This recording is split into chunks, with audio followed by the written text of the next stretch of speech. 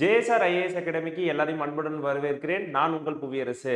நம்மளுடைய group 1 preliminary examination முடிஞ்ச இந்த நிலையில அபிஷியல் ஆன்சர் கீயும் குடுத்திருப்பாங்க.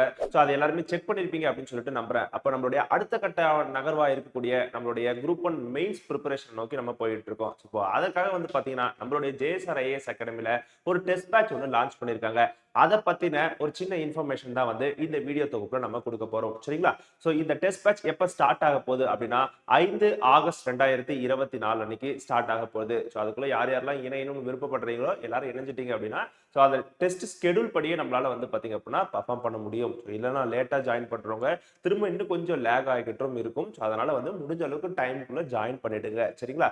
ஏன்னா நீங்க உங்களோட ரிசல்ட் வர வரைக்கும் நீங்க வெயிட் பண்ணக்கூடாது. நீங்க அபிஷியல் ஆன்சர் கீ செக் பண்ணிட்டீங்க. சோ அதுல உங்களுக்கு தேவையான மார்க் உங்களுடைய கம்யூனல் மார்க் வந்துருச்சு அப்படின்னா நீங்க இங்க ஜாயின் பண்ண ஸ்டார்ட் பண்ணிடுங்க.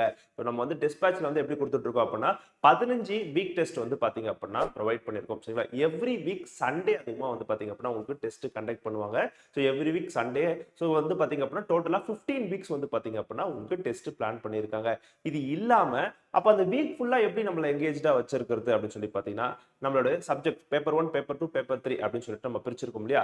அதுல ஈச் 3 சப்ஜெக்ட்ஸா நம்ம பிரிச்சிருக்கோம் இல்லையா? சோ அது போல ஒவ்வொரு சப்ஜெக்ட்டுக்கும் ஒரு 50-50 மார்க்ல பாத்தீங்க அப்படின்னா எவ்ரி ஒன் டே விட்டு ஒன் டே நமக்கு டெஸ்ட் இருக்கும். இப்போ 5ஆம் தேதி டெஸ்ட் ஸ்டார்ட் ஆகுதுன்னா மாடர்ன் இந்தியாவுல ஒரு குறிப்பிட்ட போர்ஷன்ஸ் சிலபஸை கொடுத்துட்டு சோ அதற்காக டெஸ்ட் கொடுக்குறாங்க.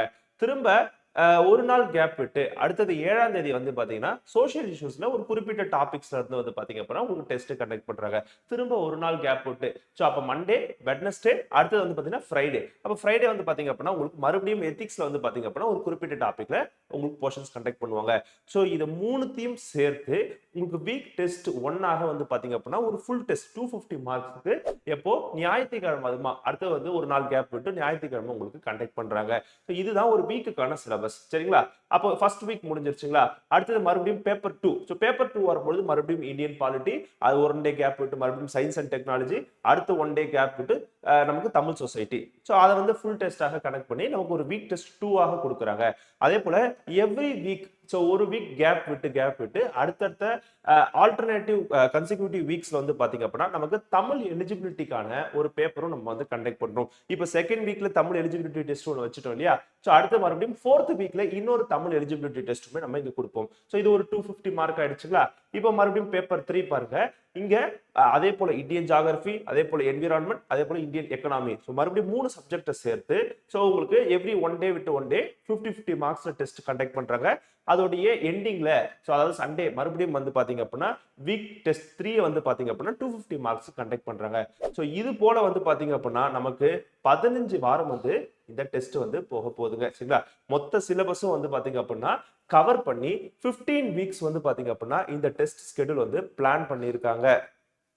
சோ இது போல பாத்தீங்க அப்படின்னா டோட்டலா 15 வீக்ஸ்க்கு பாத்தீங்க அப்படின்னா உங்களுக்கு டெஸ்ட் பிளான் பண்ணிருக்காங்க. சரிங்களா? சோ 15 வாரத்துக்கு பாத்தீங்க அப்படின்னா உங்களை எங்கேஜ்டாக வச்சிருக்கிறதுக்காக சப்ஜெக்ட் வைஸா பாத்தீங்க அப்படின்னா பேப்பர் வைஸாவும் ஸ்பிளிட் அவுட் பண்ணிருக்காங்க. அதே போல சப்ஜெக்ட் வைஸாவும் வீக் ஃபுல்லாவும் பாத்தீங்க அப்படின்னா உங்களை எங்கேஜ்டா வச்சிருப்பாங்க. இந்த 15 வாரத்துக்கான டெஸ்டும் இந்த டெஸ்ட்டுக்கான டிஸ்கஷனுமே பாத்தீங்க அப்படின்னா கொடுத்துட்டு இருப்பாங்க. கரெக்ஷன் போக சோ டிஸ்கஷனுமே நம்ம இங்க கொடுத்துக்கிட்டு இருப்போம். சோ இது முடிஞ்சதுக்கு பிறகு பாத்தீங்க அப்படின்னா இந்த 15 வார டெஸ்ட் முடிஞ்சதற்கு பிறகு மாடல் டெஸ்ட் 1 மாடல் டெஸ்ட் 2 அப்படின்னு சொல்லிட்டு நம்ம தனியாவும் ஒன்னு கண்டக்ட் பண்றோம். சோ இதுல பாத்தீங்க அப்படின்னா நமக்கு எப்படி நம்மளோட டிஎன்பிஎஸ்சி குரூப் 1 கொடுப்பாங்களோ அதே போல paper 1 Tamil eligibility, paper 2, paper 3, paper 4. So இது போல பாத்தீங்க அப்படின்னா 4 டெஸ்ட் அந்த பேட்டர்ன்ல 2 மாடல் டெஸ்ட் பாத்தீங்க அப்படின்னா உங்களுக்கு கண்டக்ட் பண்றாங்க. ஈச் 250 மார்க்ஸ் தமிழ் எலிஜிபிலிட்டி மட்டும் பாத்தீங்க அப்படின்னா 100 மதிப்பெண்களுக்கு கண்டக்ட் பண்றாங்க. சரிங்களா?